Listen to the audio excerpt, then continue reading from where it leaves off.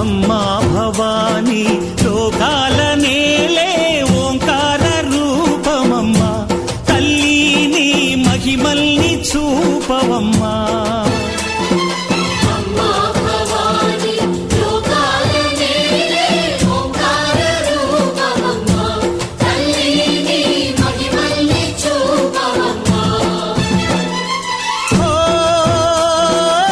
సృష్టికే దీపమా, శక్తికే మూలమా, సింహరథమే నీదమ్మా.